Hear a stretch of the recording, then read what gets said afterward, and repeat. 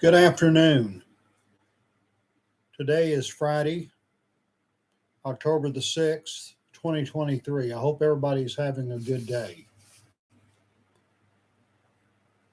I've made a number of videos this year related to the year 1973, 50 years ago, because it is a fact that 1973 was a major year in the history of the world. It was also a major year in my life. The most attention-getting news item of October 6, 1973 was the October War. And I'm going to say quite a bit about that, but let me just cover a few other things that happened that day. First Formula One driver Francois Savert was killed during a qualifying round prior to the U.S. Grand Prix in Watkins Glen, New York. Born on this day was Ian Gruffud, a Welsh film and television actor, Jeff B. Davis, an American comedian and impressionist, and Rebecca Lobo, American college and WNBA basketball player and sportscaster. Among those who died on this day was 78-year-old Sidney Blackmer, an American stage and film actor, 79-year-old Dick Lyon, a Dutch children's writer, 58-year-old Dennis Price, English television actor known for his portrayal of the valet Jeeves in World of Wooster, 91-year-old Margaret Wilson, American novelist and Pulitzer Prize winner, and 75-year-old Boris Agapov, a Soviet journalist. According to a document I downloaded from the U.S. State Department, it was on October 6, 1973, that Egypt and Syria launched a coordinated surprise attack on Israeli forces in the Sinai and Golan Heights. Israel ultimately repelled the attack and regained lost ground, but only after the United States made the decision to supply the Israeli military. The war ultimately compelled the administration of Richard Nixon to step up its efforts to settle the decades-old dispute. And following the end of the Arab-Israeli War of 1967, the U.S. government had worked toward implementing the United Nations Resolution 242 that required Israel and the Arab neighbors to conclude peace treaties in exchange for Israeli withdrawal from occupied territory. I remember many of these conflicts. I remember the 1967 Six-Day War. That was in the month of June. I remember that quite well. I was 16 at the time and just completed the 10th grade at Waco High.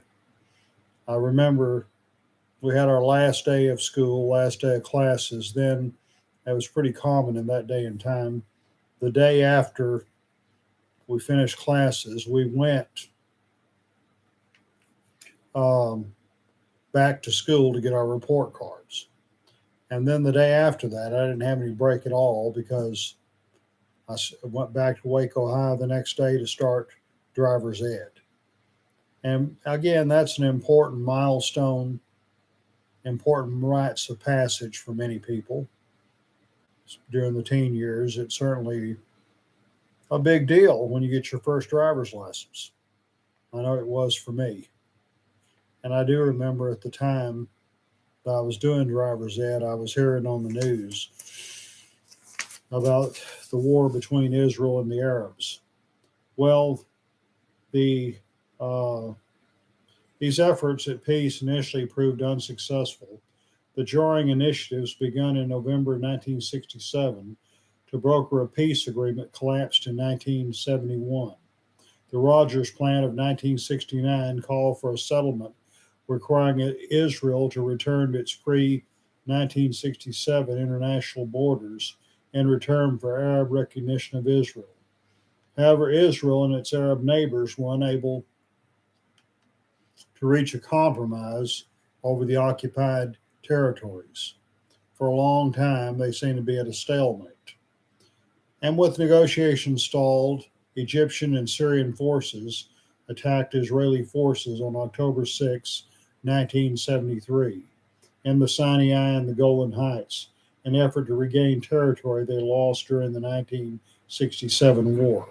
These attacks occurred on the holiest day of the Jewish calendar, Yom Kippur, the Day of Atonement, and took Israeli forces by surprise, as Israeli intelligence had failed to detect the months of secret preparations by Egypt and Syria.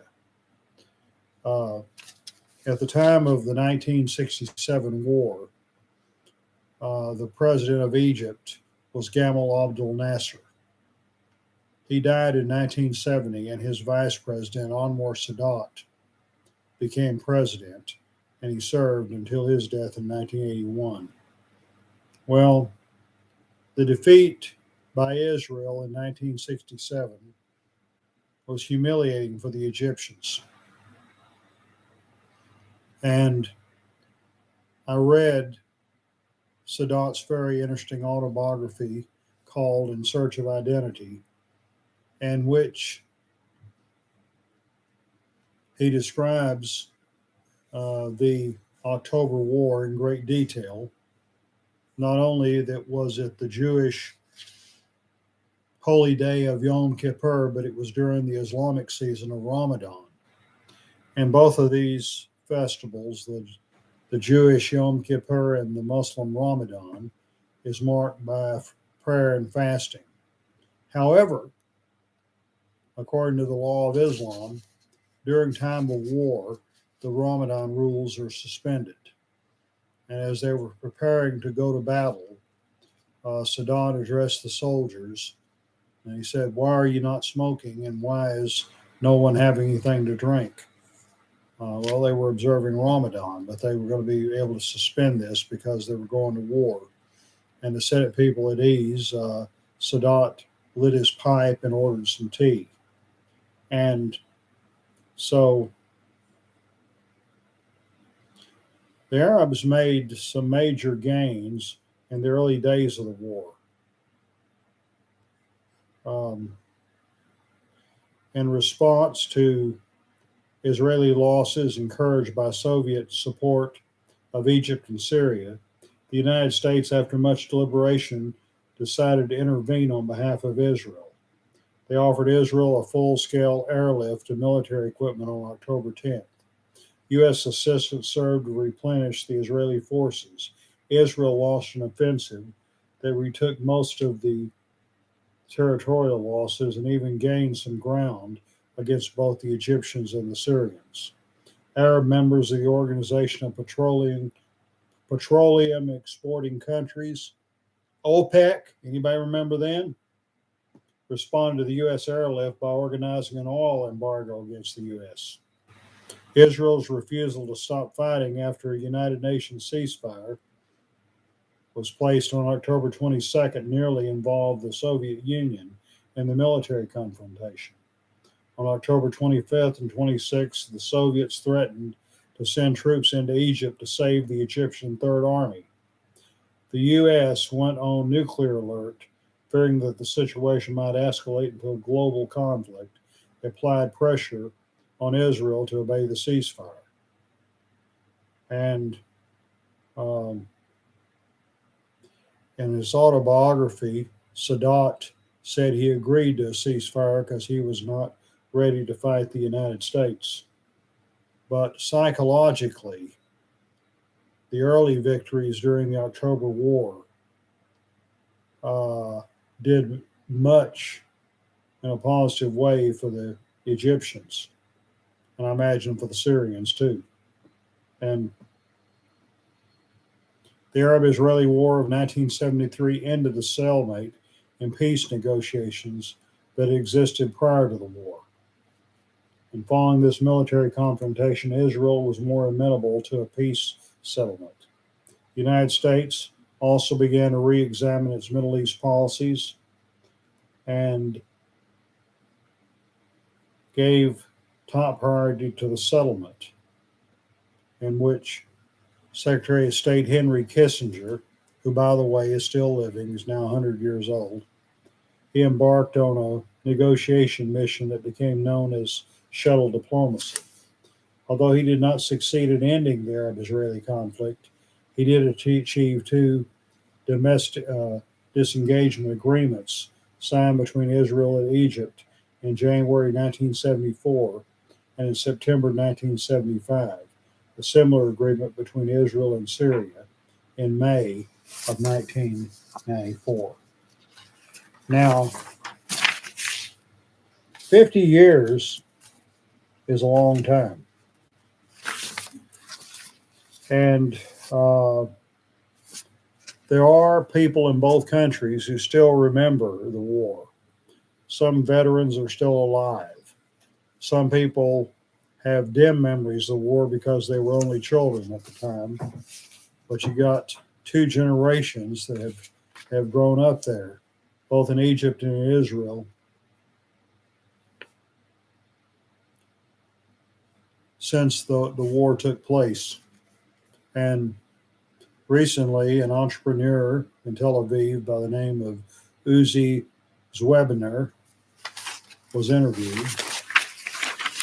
His brother was killed in this conflict, and Zwebner is now 69 years old.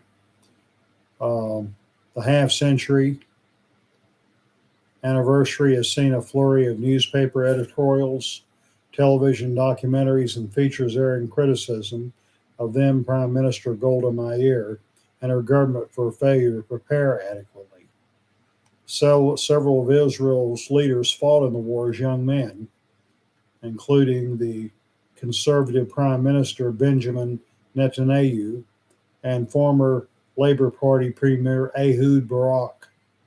Their experience helped solidify determination to do whatever they believed necessary to protect Israel's security from outside enemies. Over 2,600 Israelis were killed, and it's estimated that about 15,000 Egyptians and 3,500 Syrians died in the conflict. Among the Egyptian casualties was President Sadat's youngest brother, who was like a son to him. And the loss of his brother served as an inspiration to Sadat not to let this happen again. For Zwebner, a lesson of the 1973 war was that people had to be prepared to think for themselves rather than blindly accepting what leaders of any kind said. I think it's good ultimately so leaders don't think that whatever they do is just taken for granted, that they're allowed to do anything. That's a dictatorship. Many of us feel that democracy is a much better system of government.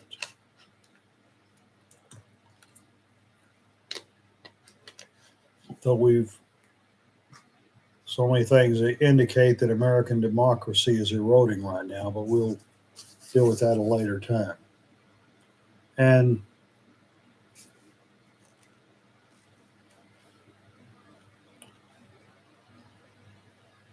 in the mid-afternoon of October 6, 1973, Egyptian bombers and fighter aircraft flew low across the Suez Canal into the Sinai Peninsula, attacking Israeli air bases and command posts.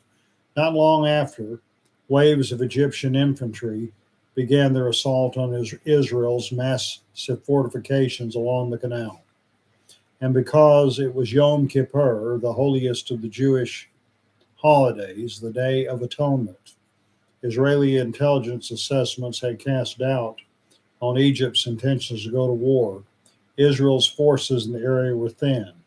By the next morning, 90,000 Egyptian soldiers and their equipment had crossed the canal and were advancing under the protection of a thicket of surface-to-air missiles that kept the Israeli Air Force at bay. The liberation of the Sinai Peninsula, which Egyptians had craved since their army's crushing defeat by Israel in June 1967, had begun with an extraordinary battlefield success. The loss in 1967 was humiliating. And now, in 1973, there's a great new Egyptian pride developing as a result of the success on the battlefield. Did they win this war? No. But they put themselves in a much better position to have leverage for negotiations. When a ceasefire finally took hold on October 24th, the Israelis were victorious but bloodied. The disastrous early days of the October War to Israel, the Yom Kippur War, shook the Israeli populace's confidence in both the military and political leadership. For their part, after accomplishing the country's greatest modern military achievements, known in Egypt simply as the Crossing, President Anwar al-Sadat and Egyptian High Command made a number of mistakes that allowed the Israeli Defense Forces to regain the initiative and threaten the destruction of the Egyptian army in Sinai, even as the IDF maintained a toehold in Sinai Peninsula. The war's outcome ripened the conflict between Egypt and Israel, providing new opportunities for diplomacy that led to Sadat's trip to Jerusalem 4 years later. Kissinger had engaged in subtle diplomacy. He would meet with the Egyptians and he'd meet with the Israelis. But the two groups never met together up to that point. But by 1977, Anwar Sadat was concerned about the cause of peace, and he said he would go anywhere in the world for the cause of peace. That included Israel. In November of 77, he flew to Jerusalem, stayed at the King David Hotel, had a very good meeting with Egyptian Israeli Prime Minister Menachem Begin. And there were some other events that would occur during the next year and a half. Finally, in March of 1979, President Jimmy Carter brought Sadat and Begin to the peace table on the lawn of the White House, and they signed this peace agreement. And addressing a joint session of Congress, President Carter quoted from the book of Psalms about pursuing peace and not turning again into folly. And he said, as a Christian, I want to say to my two good friends the words of Jesus: blessed are the peacemakers, for they shall be called the children of God. And it was quite an event in the annals of mankind when a Christian president, a Muslim leader, and a Jewish prime minister came together on agreement to seek peace. Now, not everybody was in accord with that. In fact, in the Islamic world, the attitude was largely negative. And on October 6th of 1981, Sadat was assassinated. It was exactly 8 years after the war, with a military parade in Cairo celebrating the early victories in the October War, that Sadat was gunned down. And one of my professors, who spent 27 years in Israel and 9 years in India as a missionary, was of the opinion that the peace treaty with Israel was not the only factor that contributed to the assassination of Sadat. He was very friendly toward the West, toward the United States and Europe, and brought in Western ways and departed from the extreme traditions. And to the Islamic fundamentalist, he was an apostate. An apostate deserves nothing but death. Again, I remember these events quite well. Uh, I was in at the time of the first, that is first. There were a couple of them before that. I believe it was the third Israeli war. I think the first one was in 1948. That was before I was born.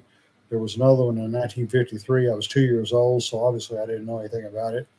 I do remember the 1967 war at the time of my driver's ed class. Then in 1973, by then I had graduated from Waco High in 69, McLennan Community College in 1971, and Baylor in May of 1973. I had a BA degree. I was back at Baylor that fall working on my master's in church state studies, living at 1015 Spate, just off the Baylor campus. It was a very happy, relatively speaking, happy period of my life. And also, I had just on September 29th become a 32nd degree Scottish Rite Mason and a Shriner. It was sometime in October. It wasn't on October 6th. I think it was a week or two after that, that I got an invitation to attend a Scottish Rite dinner. I believe the name of the cafeteria at Westview Village, I think it was Barton's Cafeteria. It's not there anymore. But I remember one of the leaders of the Scottish Rite, when we all came, got our tickets, were prepared to pay for our meals, and he asked us all to hand the tickets to him. And yeah, he picked up the tab for everybody. That was nice of him. But there was introduction to the Scottish Rite, and one of the Scottish Rite secretary spoke about Albert Pike, the Grand Commander from 1859 to 1891, somebody I've done research on for decades now. But the man that picked up the tab when he was talking about the stress on patriotism and the Scottish Rite, and he wandered off and talked a little bit about this crisis, and he said that it was possible that we might not have been ready had things really come to blows the week before. And I don't know if that's the case or not, but I personally felt that I wasn't really sure at the time what role we should be playing there, and why it was necessary for our military to be on the alert. But anyway, things like that do happen, have happened over and over again through history. But I also remember exactly 8 years later, 1981, by then I'd had my master's degree in church and state. I had a job at the state of Texas. In fact, at that point, I was working at Terrell State Hospital. I was living in Kaufman, where I was the pastor of Macedonia AME Church. I had not yet got up, and I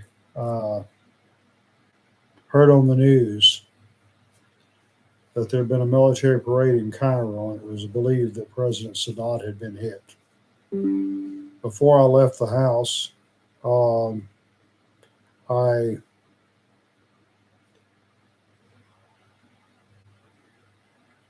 it confirmed, or no, it wasn't. I think it was on my way to work, driving the 12 miles from Kaufman to Terrell. I was listening to the radio. It was confirmed that indeed President Sadat had been hit. Of course, I immediately began to pray for him. And I got to the hospital, and it was the day we were having a treatment team meeting. And I went to the meeting. Dr. B.D. Beal, the psychiatrist and unit director, a man that I really liked. He passed away a few years ago, but I did have one visit with him like 30 years after leaving Terrell. He left Terrell State Hospital, but well, both of us did. But anyway, he was a great guy. And he stepped out of the treatment team meeting to get him a cup of coffee. When he came back in, he said Sadat died. And I was, myself, along with the Reverend P. Kurian Alexander, minister in the St. Thomas Evangelical Church of India, who was at the time a chaplain intern at Terrell State Hospital. We both talked about how we considered Sadat a great man. He broke with the other Arab leaders to establish peace. But he claimed that this tragic war that occurred in 1973 did a great deal of good for the Egyptian psyche and put them in a position having some leverage in the negotiation for peace. Eventually, they got back to the Sinai Desert and some other territories, and has there been any problems implementing the peace treaty? Oh yeah, plenty of them, but it's still held firm. And Egypt and Israel today continue to exchange ambassadors instead of exchanging bullets. And there have been other conflicts over there since then, but this was a very interesting day.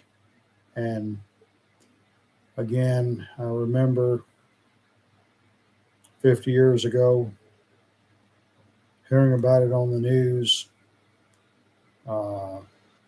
hearing it discussed at a meeting I went to. And it was just a very important day in American history, not just American history, world history. So that is my take